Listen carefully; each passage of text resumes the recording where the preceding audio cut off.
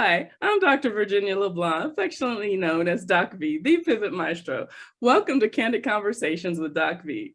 Candid Conversations is a Defining Paths collaboration with the Win-Win Women Enterprise, a global movement to reach, teach, and talk with women and girls around the world in every nation through our network, so all may enjoy a level of excellence in every area of their lives and be more joyful, fulfilled, and financially secure. As a woman heals, the earth heals. Our mission is to care, connect, and collaborate. We care by loving and inspiring all women. We connect as we teach and talk together. We collaborate to grow successful businesses. And to that end, think of me as your corner woman, here to provide true transparency and love in conversation to help you navigate the waters of life and business, to connect the dots and think without a box. Candid Conversations is where real talk about real experiences and circumstances is our norm and not the exception, to help you heal, rebuild, and transform your life from the inside out and put you back in business. So at DP, we are in the business of creating leaders in mind, body, soul, and business online, worldwide, redefining the standard of how business is done. What is our why and our motivation? You are to provide a safe haven, to validate your experiences and challenges in life, and to provide hope and freedom in your thinking and being, to live the life and lifestyle you were meant to lead. So all are welcome to the conversation with topics focused on women and the issues we face every day in life, the workplace, career transition, and business. On Candid Conversations, it is always my intention to keep you and to take you on a journey of revelation, reconciliation, and renaissance, having one mission in mind to help you define your own path. And one message: you are mission essential. Yes, even as a woman, because you are graced under pressure every single day, and the world needs your voice. The world needs our voice and our problem solutions. So let's jump right in with today. I am super excited to have our guest. Last month, we took a deep dive on the thought of integrity leading from the soul with the extraordinary Trina L. Martin.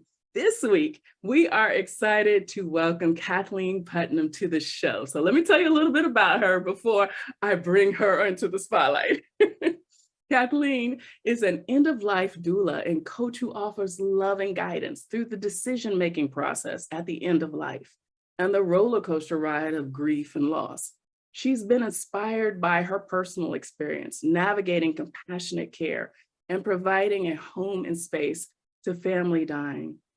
Kathleen offers end-of-life planning, respite, companionship, legacy, end-of-life celebration planning, and eulogy craftsmanship. She also provides grief coaching, caregiver self-care support, and educational coaching offerings. Throughout her career as an educator, coach, and healthcare provider, she has been committed to providing compassionate care and trauma-informed practices, meeting each client where they are. And that is so important, folks. So let's welcome Kathleen to Candid Conversations. Welcome, Kathleen. Thank you. I'm so excited to be here. Yes. I'm super excited to have you. Thank you for joining me, and just for everything that I know is going to come forth with our topic this month about going against the grain, embracing change. So that's a mouthful, right? Going against the grain, specifically the ability, need, or desire to embrace change. Most people do not like change. I was one of those until I learned how to face my fears and embrace it. So what are some of your general thoughts that come to mind based on your personal experience or observations when, with this topic? One is, I think, really realizing that change is inevitable. What's going on right now is not going to be what's going on tomorrow or the next day. And so that's in the world, in our individual life, in our work, we have no way of anticipating. So one thing is to be present in the here and now. Yes. So we can anticipate change and plan for it, but we also really want to embrace the here and now if we're feeling the fear. We all know what that's like. Is to really, you mentioned facing fear, and really kind of like that's a human experience. and doing it with the compassion. And I love Kristen Neff's work on compassion training. You can be a compassionate person, but you actually really do need to embrace it and keep developing it. So it's really being kind. So when other people think you shouldn't have a fear, like, what are you scared about? You're gorgeous, you're wonderful, you're so smart, or, how could you be scared? Yes. But really to kind of like, realize that it's totally okay, and to be kind to yourself, and remember that you're not alone, and that this is a form of human suffering, especially if we stay in it. So I think really being compassionate, then it's easier to be present for ourselves and be mindful. But if we get in our skin and we just feel overwhelmed with fear, then it's really hard. So practicing that skill, I think, is really helpful. Wow. First of all, I love the fact that you mentioned get in our skin, because, I wrote a book called Love the Skin You're In, How to Conquer Life Through Divergent Thinking. And, and this whole topic of embracing the fear and a major fear of life being changed, so many of us, we plan how we want life to look, right? And we plan, or we have these expectations of the path that we're on, and then life happens and we hit that, we hit that brick wall. So it's so interesting when you talk about it from the perspective of, it's almost like expect change, like be coherent about change, or have it consciously in your day-to-day to know that that's just a part of life, and plan ahead for it. And I imagine your work as a doula also, you do a lot of that. Yeah. And I think one of the things about being at end of life, whether it be with work or with a loved one, is really easy to get in your skin. It's very grounding. It's like the whole experience is calling for you to be present. At least it comes naturally to me. It's same thing of being 100% responsible for a child, or, it's like all circuits are on, and so for me, it really is the truth. But also I think knowing the inevitable, that our lives will end someday. Yes. And it's such an unpopular topic, which is also part of my mission, is to normalize it so that we can face the fear, which really helps us be present in the moment and be more mindful about how we want to live our life. So I think no matter what you're doing, it's going to benefit you to embrace your fears. And I think not overthinking them, but rather accepting them and figuring out, how can I get back into my skin, get grounded, relax, not force anything. And some of us buy this story about like, we should be able to plan everything and we should not have anything go wrong. That's not true. Or that I should have known. I lived under that for a long time. I should know the answer. I should have known, or I should have made a better decision. And really realizing that that is where our growth comes from. That's where we are able to get grounded. That is where we can figure out really who we are, and letting go of what we can't have control over, and embracing what we can and how we want to show up. Absolutely. And, and that's part of the message, to my book, it's about just loving who you are, where you are, when you are, and we're imperfect beings, but we're perfect in our imperfections. So I love that. So now let's put this in the context of, as we approach the end of the year and the inevitable change that comes with it, right? We either find ourselves in the space of regret for things not accomplished, and anxiety because we have little time left in the year to complete the things we've planned. Fear because we do not know like what to expect in the coming year, or excitement that the year it's almost over and it's going to take the challenges with it. Say lobby. Exactly, and we have the hope of the coming year. So we have all this stuff going on in our heads, depending on where we are in life and what we've been going through in the year. So how do we reconcile these feelings to combat that paralyzing negative energy and emotions? My thought, I kind of like what we've been saying, we have to learn how to embrace change in whatever form it comes in. And, because it is that one inevitable constant, as you've already stated, in life. So, I mean, what what other techniques or thoughts or, mindset Mhm. advice do you have for us? Yeah, I think you're exactly right. Embracing it. But for some people, they're just like, what? You know, Right, or what they are you might not talking even know about? what embracing looks like or what is Yeah, that? So what right. So I think the first thing that we want to do is admit that we're scared. I love it. And the more that we can, I like trying to talk like a 5-year-old. Like, Mhm, I am scared that blah, blah. I am scared that if I don't finish, I'll never finish. I am scared that I mhm, said I was going to do it. So now that means I'm a failure, whatever it might be. So actually pulling it out so that you can actually look at it and then be present with it and be kind to it and realize, what is my expectation? Because I think expectations are yeah. problematic. I think a lot of us Mhm, hold numerous expectations, too high of expectations. We can plan. I don't know about you, but I sometimes have a list. And it's like, what was I thinking putting this together? Yep. you know? And I am consistently wrong about how long it's going to take for me to drive from point A to point B, even though I've lived in the same city for over 25 years. So one thing is just really realizing that you're human, you're not perfect, but being paralyzed is painful. And then we add to our suffering by being harsh on ourselves. So again, being kind, being compassionate, trying to be curious about like, what's this all about? Where did this come Yeah. from? And that can open up a little bit. And I think with compassion, it can help to think about a friend. What if a friend came to me with the same fear? What would I say? Right.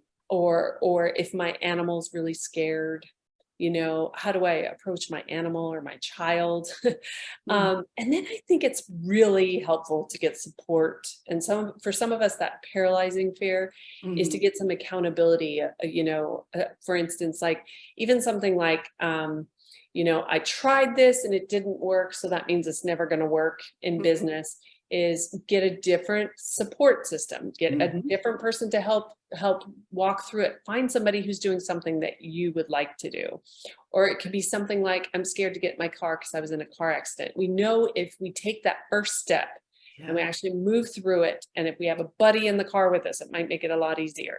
So to Mhm, get that support, and it doesn't mean that you're weak, it doesn't mean anything's wrong with you, it means that you're human, and it's a lot easier to not do this alone. And that will yes. help with staying grounded in being compassionate, and then bringing up the gratitude can really help Yes. with fear too.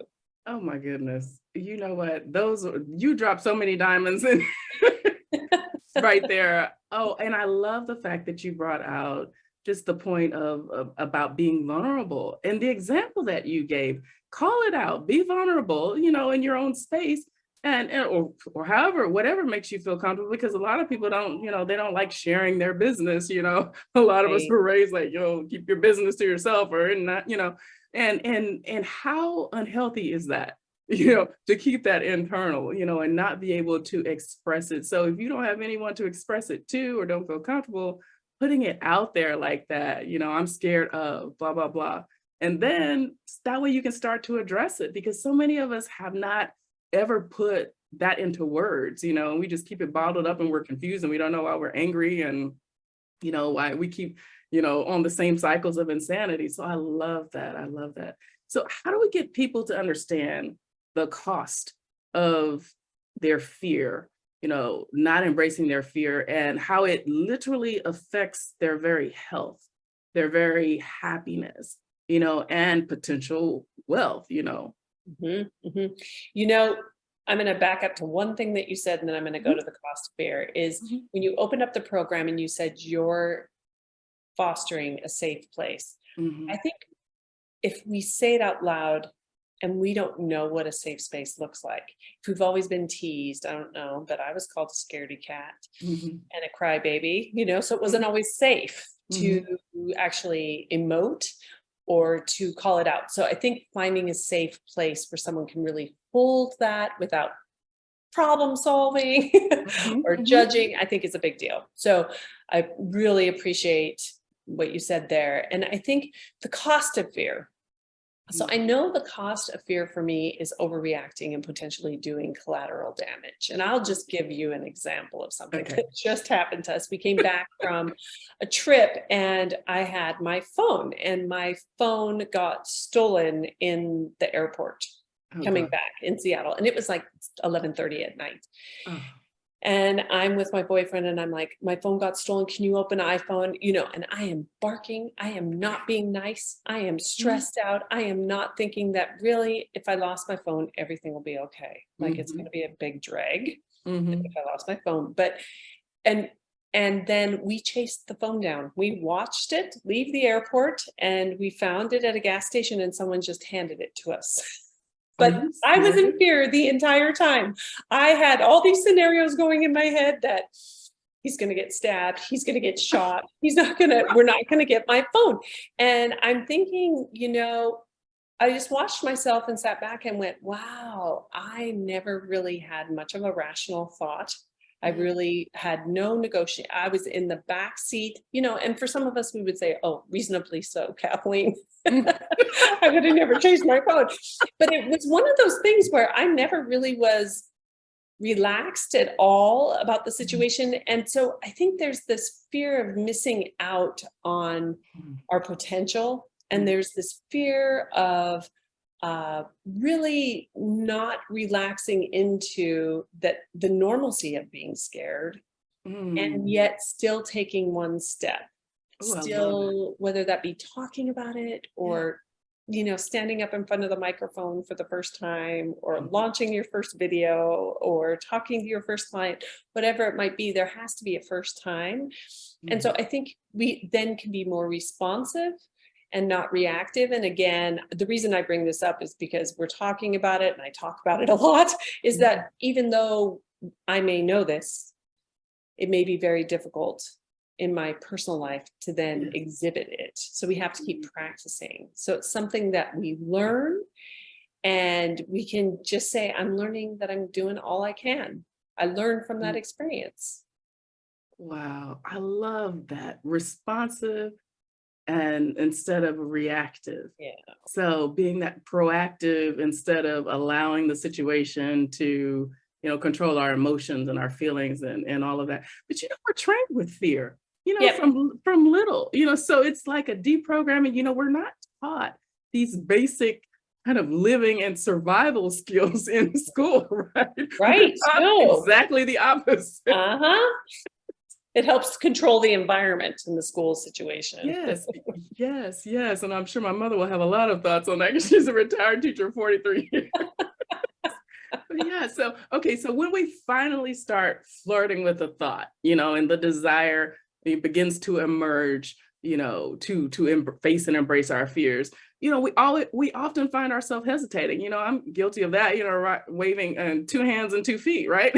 Overthinking Yeah. the next move and or waiting for the perfect opportunity or perfect timing, instead of just trusting in who we are and jumping off the proverbial cliff to leave that nest of safety and Yep. spread our wings. So how did you overcome this fear and embrace change to define your own path, to start your business? And a lot of people have just recently started finding out about this field, and doulas and end of life care and all of that.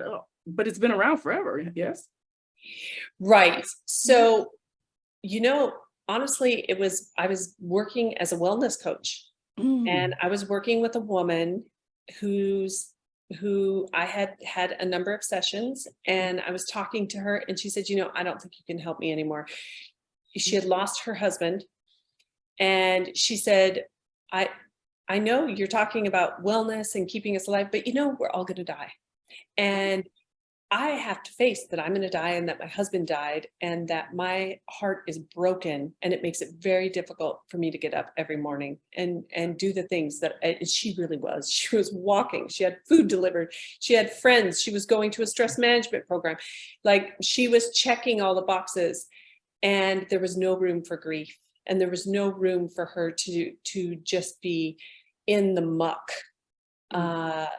Because she was this conscious, healthy, living person. And I remember in my mind, I dropped my entire agenda and just talk to her. And I was really grateful because my dad had just died, that I had read a bunch of current books, and I brought one of them up and she said, I loved that book. And we talked about how she related to that book and how she missed her husband.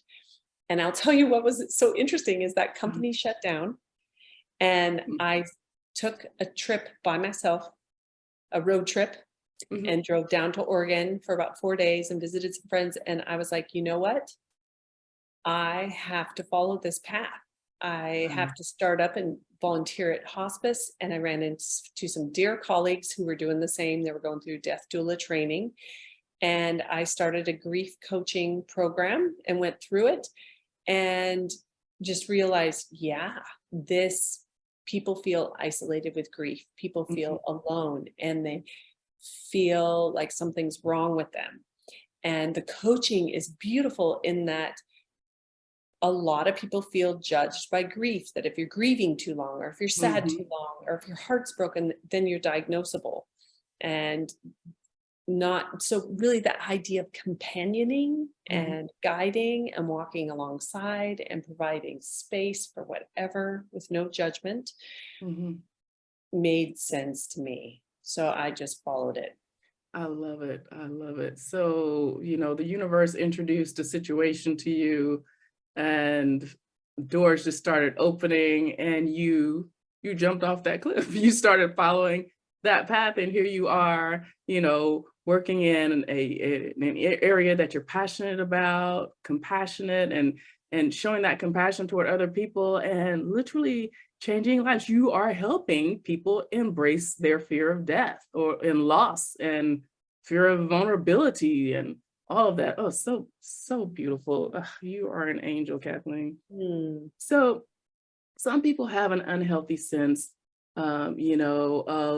of what it means to be loyal. Going back to this thought of embracing change, like in life, like in business, or like say you're in the workplace and but you want to move, you switch jobs, or maybe you just want to leave the workplace altogether and, become an entrepreneur like we did. Some people have an unhealthy sense of loyalty, oh, this person got me this job, or, they've been really good to me, and, or a distorted sense of safety, which results from conditioning, right? This is how we're trained. You get a job, you perform well, you get good reviews, you get to keep the job, which is not necessarily true these days, coming from a human resources background. Or confused, or get confused understanding, in our understanding of what it means to have integrity, or and we think, leaving a job that we have just started or committed to, however long we've been there, that there's a lack of integrity, which doesn't even mean that, and we use these as rationale to avoid change. How do we correct or combat, these thoughts, or what's your thought about that just in general? I'm so glad you're bringing it up, because I think if we talk about it more, I think we can normalize it, and we can offer permission, because it's somewhat like what we were talking about potentially in the schools or in parenting or any way to control behavior, that you should be loyal to a company, that you should be loyal to a boss, that you owe me.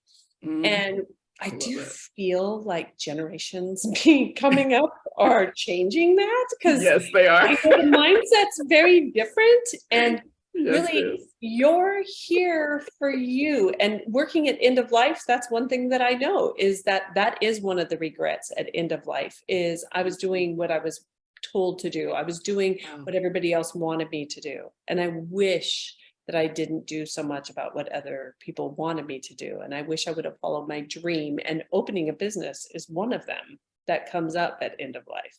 Wow. So I think it's good to talk about it, about how it feels. And really, I like moving away from people who are fear mongers or sources of information that make me feel scared and anxious, and move toward people who are empowered, who want to support your intuition, your dreams, and your hopes. And, even as a parent, sometimes I catch myself and no, I want you to do this, but I'm just making sure the consequences of taking this path. And But no, I'm behind you, and just even kind of being mixed that way because we want to protect and we want Yes. to feel connected. And I know when I've had people leave work where I've worked, as a partnership, and feel really sad, but then really realizing like I need to champion this person because they're doing what they need to do.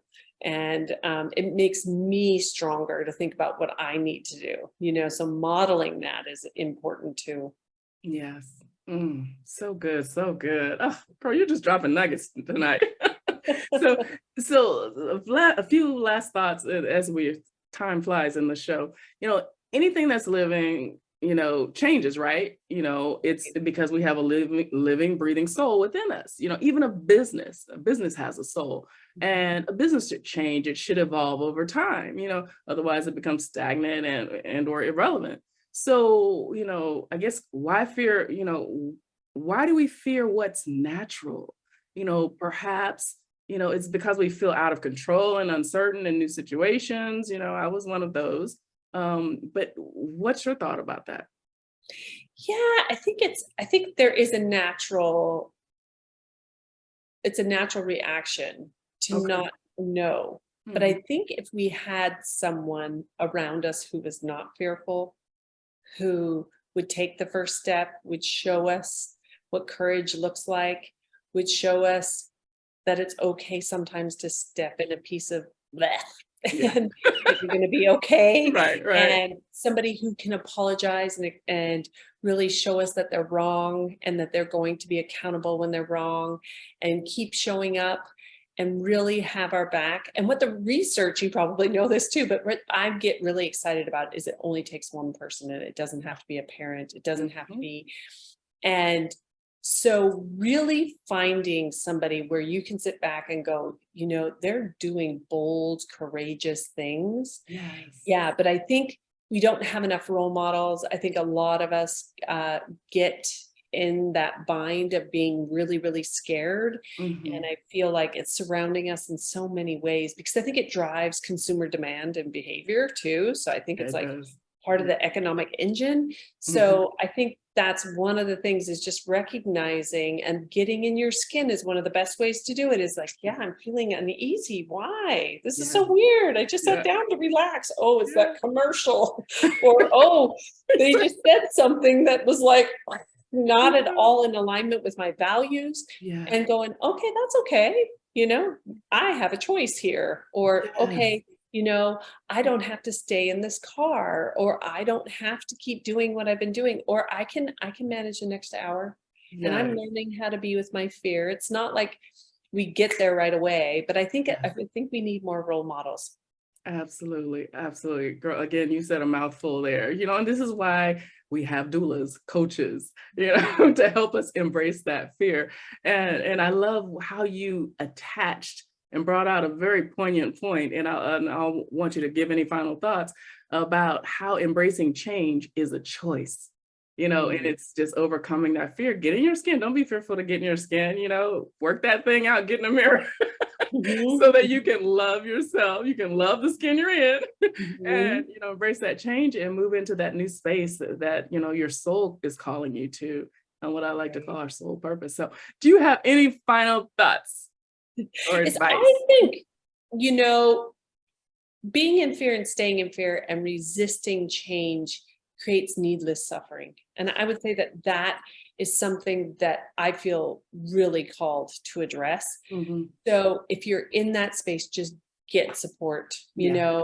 reach out to you for Mhm. support because I think, anybody who's bold enough to bring this conversation forward, where can I get support? And all you need to do is ask. I love it. Brilliant, Kathleen. Thank you so much for Thank being on you. our hot seat today. My And pleasure. audience, I hope you've enjoyed Real Talk on Candid Conversations with Kathleen Putnam. She has been absolutely brilliant. Be sure to tell your friends about the life-giving and changing conversations we're having right here on Candid Conversations. All our episodes are available by visiting our website at definingpaths.online. And your call to action tonight, remember to answer in true transparency, love, and with space for grace for yourself. Do you fear change, and why? try that exercise Kathleen just gave you a hint on using to access that, to start accessing that healing. So think on today's conversation, the revelations, reconcile them with where you are currently. Face and embrace your fears and make moves. It's time for your renaissance. It's time for you to redefine and shine unapologetically. So DP and our partners, we're here to serve you. We're a family who sees and cares about you. We serve from the heart and lead with integrity to put you back in business. So if you're ready to be the captain of your fate, the master of your soul, join our Boss Nation. Check out definingpaths.online and learn how. If you're ready to take your business online or resuscitate it, check out our 90-day turnkey solution, True Vision.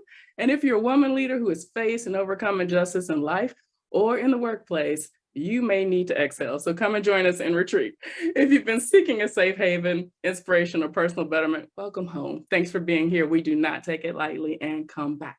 Stay plugged in and follow us on social media at Pivot Maestro and on our new podcast, Define Your Path, available on all platforms. We'll see you guys next week. And until then, what is our mantra? Strong is the new sexy. So be strong in mind, body, soul, and business. Define your path and love the skin you're in. I'm Doc V, the Pivot Maestro, and always your corner woman. I am my sister's keeper, and we'll see you next week. Thanks again, Kathleen, for being with us. Thank you.